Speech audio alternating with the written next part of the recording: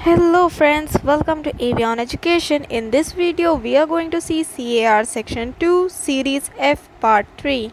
Before starting, don't forget to like, subscribe. Starting with Series F Part 3. इससे पहली वाली series में हम लोगों ने देखा था सर्टिफिकेट ऑफ रजिस्ट्रेशन की क्या रिक्वायरमेंट्स होती है, कैसे एप्लीकेशन होगा, और साथ ही में हम लोगों ने पढ़ा था कि किस रूल के अकॉर्डिंग एक एयरक्राफ्ट फ्लाई नहीं कर सकता है अगर उसका रजिस्ट्रेशन नहीं हुआ है। तो कौन सा वो रूल था, बिना चीटिंग करे लिखिए कमेंट बॉक्स में। तो इस सीरीज़ में हम लोग देखने वाले हैं कि रूल 15 के अकॉर्डिंग कोई भी एयरक्राफ्ट फ्लाई नहीं कर सकता है अगर उसके बाद में वैलिड COFA या स्पेशल COFA नहीं है, और ये CAR भी इशूड है according to rule 133A। Next is issuance of COFA। सबसे पहले एक्सेप्टेड एयरवर्दिनेस स्टैंडर्ड्स। जितने भी एयरक्राफ्ट या तो इंडिया में मैन्युफैक्चर्ड हुए हैं या फिर इंडिया में इंपोर्ट किए जा रहे हैं जिसके लिए आपको COFA इशू करवाना है या वैलिडेट करवाना है, उस केस में उस एयरक्राफ्ट का एक वैलिड उसके पास में TC होना चाहिए। Next, application for issue of COFA, ARC and aircraft noise certificate. COFA में एंड ARC में क्या डिफरेंस होता है, इसके लिए वीडियो की लिंक नीचे आ रही है, इस वीडियो को वॉच करें। नेक्स्ट, आपका एयरक्राफ्ट का अप्लाई करने से पहले, एप्लीकेशन देने से पहले एयरक्राफ्ट की रजिस्ट्रेशन हो चुकी होगी। उसके बाद में ओनर या उसका रिप्रेजेंटेटिव, ऑथराइज रिप्रेजेंटेटिव, वो जो है कहाँ पे अप्लाई करेगा, DGCA हेडक्वार्टर में। तो DGCA हेडक्वार्टर में अप्लाई करेगा और क्या क्या चीज़ें साथ में देगा। पहले तो वो COFA के लिए अप्लाई करेगा CA फॉर्म 25 पर, उसके बाद में ARC के लिए अप्लाई करेगा, उसके साथ में रिकमेंडेशन रिपोर्ट होगी for issue of ARC। Then last में क्या होगा, नॉइज सर्टिफिकेट।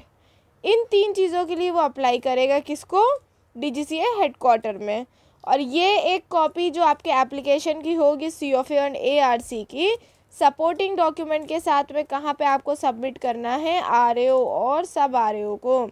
कौन से RAO सब RAO को, जिनके अंडर आपका एयरक्राफ्ट बेस आ रहा है।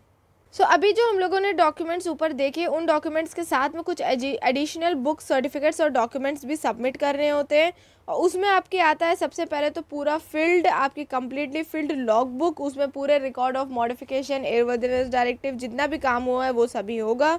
और साथ ही में एक सर्टिफिकेट होगा जो आपका कंटिन्यूइंग एयरवर्दिनेस मैनेजर देगा, और वो सर्टिफिकेट में क्या स्टेटमेंट होगा, ये स्टेटमेंट होगा कि जितने भी मॉडिफिकेशन थे, AD थे, इंस्पेक्शंस थे, वो सभी कंप्लाई किए गए हैं।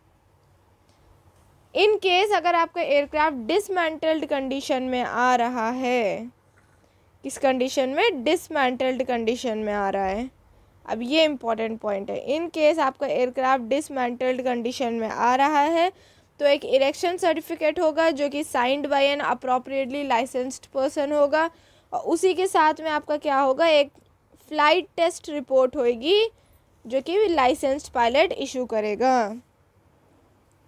नेक्स्ट है फ़्लाइट टेस्ट रिपोर्ट एयरक्राफ्ट के लिए और उसके एवियोनिक सिस्टम के लिए होगी।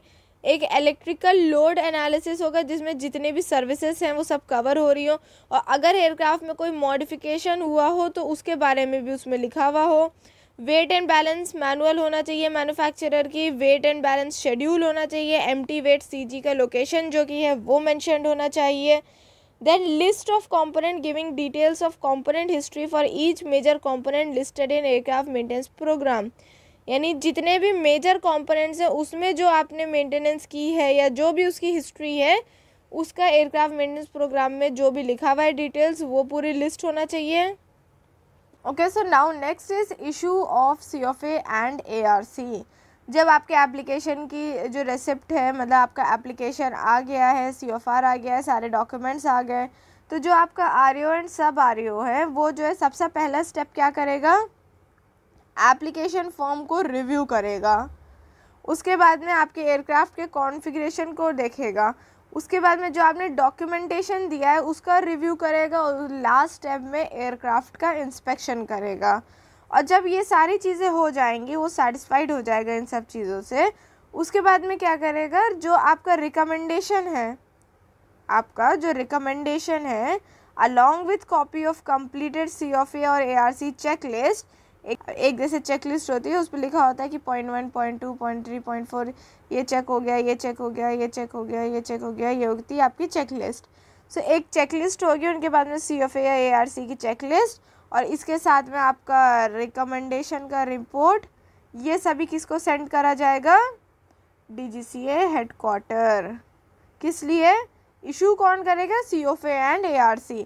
रिकमेंडेशन रिपोर्ट ध्यान रहे सेंड कर रहा है RO, सब RO किसको सेंड कर रहा है, DGCA हेडक्वार्टर को सेंड कर रहा है, लेकिन उसके साथ में चेकलिस्ट भी सेंड कर रहा है, कंप्लीटेड चेकलिस्ट। और जब सेटिस्फैक्ट्री रिकमेंडेशन हो जाता है, DGCA सेटिस्फाइड होता है, तो वो जो है इशू करेगा COFA और ARC। Issue of ARC in respect of an aircraft shall be carried out at headquarter for the first time only. अब नेक्स्ट पॉइंट में यहाँ पे इन्होंने बहुत इंपॉर्टेंट चीज़ बताई है इस नोट में। इन्होंने बताया है कि जो फर्स्ट टाइम ARC इशू होना है वो ARC DGCA हेडक्वार्टर में ही होगा, और जो बाकी के इशू हैं, एक्सटेंशन है, वो सब आप अपने RO, सब RO या अप्रूव्ड ऑर्गेनाइजेशन से करवा सकते हो। इसके बारे में ज़्यादा जानने के लिए refer CARM chapter ARC। So next is validation of COFA. DGCA may render valid a COFA in respect of an aircraft provided। अब इसमें कहा जा रहा है कि DGCA जो है एक COFA को वैलिड मानेगा प्रोवाइडेड जो एयरवर्दिनेस अथॉरिटी ऑफ मैन्युफैक्चरर है, ठीक, कंट्री ऑफ मैन्युफैक्चरर, मतलब अगर आपका एयरक्राफ्ट चाइना में बना है तो चाइना की जो अथॉरिटी है, एयरवर्दिनेस अथॉरिटी है, उसने अगर इशू करा है COFA या फिर उसका इक्विवेलेंट डॉक्यूमेंट, हो सकता है वहाँ पे COFA को कुछ और बोलते हो, तो जो COFA इशू करा है तो उस केस में वैलिड मान लिया जाएगा। द एप्लीकेबल एयरवर्दिनेस रिक्वायरमेंट्स, जो DGCA ने इशू करी है एयरवर्दिनेस रिक्वायरमेंट्स, उसके साथ में आपका कंप्लाई कर रहा है COFA, और जो फर्दर डॉक्यूमेंट्स इसमें मांगे गए थे पैराग्राफ 2 में, वो सारे डॉक्यूमेंट्स, टेक्निकल डेटा आपने प्रोवाइड कर दिया है DGCA को और RO सब RO को, इस केस में आपका COFA वैलिड माना जाएगा। और जब DGCA आपके COFA को वैलिड मान रहा है तब एक स्टेटमेंट ऑफ ऑथराइजेशन इशू होता है, और इसकी वैलिडिटी ऑथराइजेशन की शॉर्ट पीरियड की होती है, कभी भी एक्सीड नहीं करेगी वैलिडिटी ऑफ ओरिजिनल COFA। मतलब अगर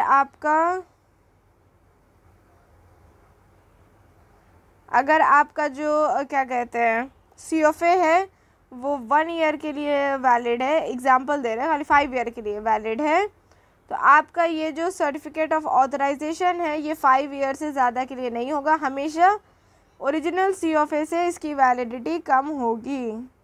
अब इन्होंने यहाँ पे वैलिडिटी बताई कि किस कंडीशन में आपका COFA वैलिड रहेगा। ये तब तक वैलिड रहेगा जब तक आपका ARC वैलिड है और जितना भी मेंटेनेंस है वो पूरा कंप्लाई किया गया है, मैंडेटरी मॉडिफिकेशंस कैरी आउट किए गए हैं, रिपेयर्स प्रॉपरली कैरी आउट किए गए, सारे लॉग्स, टेक्निकल लॉग, सारा डेटा पूरा प्रॉपरली, सारा एक्शन लिया गया है, सब कंप्लीटेड है, रिलीज टू सर्विस कंप्लीटेड है, फिर कंपोनेंट्स की जो लाइफ्स है वो विद इन द लिमिट्स है, वेट एंड बैलेंस डेटा है, बुक एक्यूरेट है, फ्लाइट मैनुअल करेंट है, अपडेटेड है, साथ ही में जो डॉक्यूमेंट्स हैं एंड सेफ्टी इक्विपमेंट है ऑन बोर्ड यानी फ़्लाइट के टाइम पे जो हैं ये सारे अपडेटेड हैं। A general condition inspection of aircraft is performed with satisfactory results.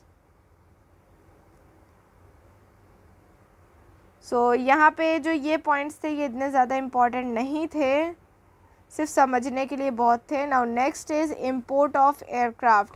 अगर किसी एयरक्राफ्ट को आप दूसरी कंट्री से लेकर आ रहे हो अंडर फॉरेन रजिस्ट्रेशन, मतलब रजिस्ट्रेशन इंडियन नहीं है, बाहर का रजिस्ट्रेशन है, an aircraft may be imported under foreign CFR and CFA।